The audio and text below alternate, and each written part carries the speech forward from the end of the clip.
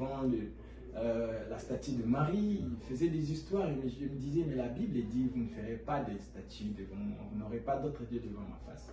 Vous allez prier chez Marie pour quelle raison? Ils donnaient des raisons selon leurs convictions. Alors, je peux citer tout le monde, mais ça va me prendre du temps. Mais c'est après que je suis né dans le message, comme je dis. Mais en étant dans le message, la parole que j'écoutais, la parole, c'est là où je me sentais, moi, à l'aise. Quand j'entrais à Régini, j'écoutais la parole de Dieu, je me sentais chez moi. Une fois, je suis allé dans une église. Le pasteur John Mboukou, le papa de Frère Joël Mboukou, il est ingénieur à Barouti Tabernacle aujourd'hui. Son papa est pasteur maintenant à Matete, Bethlehem Tabernacle. À un moment, j'ai commencé à fréquenter cette église. Une fois, il m'a donné l'horaire de l'église, mais je n'ai pas bien écouté. Au lieu de venir le vendredi, je suis venu le jeudi. Je suis arrivé le jeudi, j'ai vu l'église. Il y avait des gens à l'église. Je suis entré, je ne me suis pas rendu compte que ce n'était pas notre église. J'ai vu les gens à l'église, mais il y avait de nouveaux figures. J'ai dit, ah, peut-être qu'il y a des visiteurs. Alors je suis entré. Je n'ai pas vraiment prêté attention. Je suis entré, je me suis mis assis. Mais je sentais comme s'il y avait des épines sur la chaise où j'étais. Leur manière d'être seulement, des dispositions, je me sentais comme si je n'étais pas à l'aise. En tout cas, je ne me sentais pas à l'aise. Le type là, on les appelle les modérateurs, il est monté, il a commencé à modérer. J'ai dit, ça, c'est pas notre manière d'adorer. Ce n'est pas notre manière d'adorer. Et quand ils ont commencé à prier, je me sentais comme si je n'étais pas à l'aise, je n'étais pas dans ma maison. Je n'étais pas à l'aise. Je me suis levé, je suis sorti. Quand je suis sorti, je ne suis plus rentré.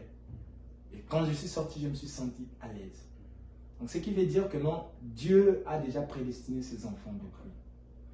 Et tout celui qui est appelé à croire à ce message, peu importe où il se trouve, il va croire. Et ce message est la vérité, l'unique vérité en tout cas.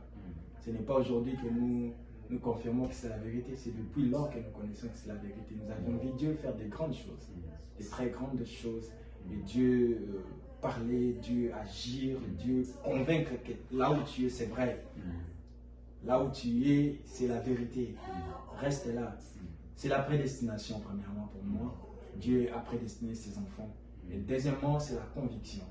Quand vous êtes convaincu que là où vous êtes, le chemin que vous êtes, où vous êtes en train de prendre vrai, bien que difficile, combattu, mais vous sentez dans votre cœur, vous avez la conviction que c'est la vérité.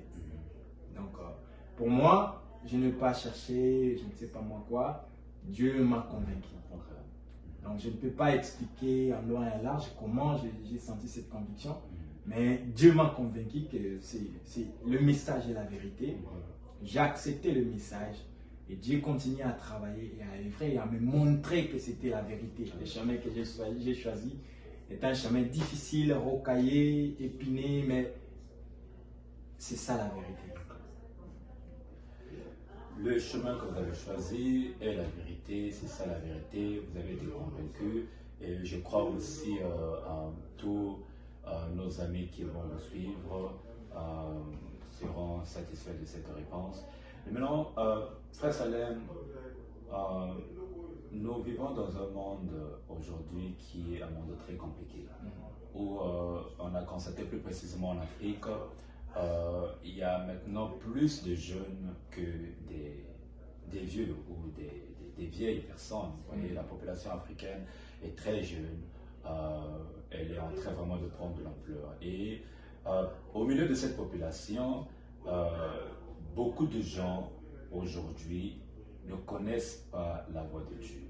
Beaucoup de gens aujourd'hui ne savent pas, ne connaissent pas qui est Dieu et ne donnent pas assez d'importance pour Dieu.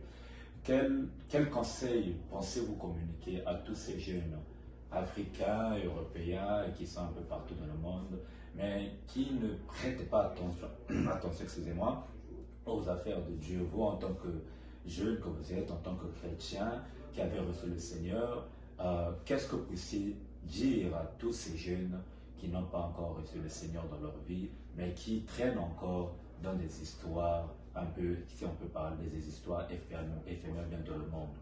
Quel message pensez-vous leur communiquer? La seule chose que je peux leur dire, c'est que chaque chose qui commence a toujours une fin.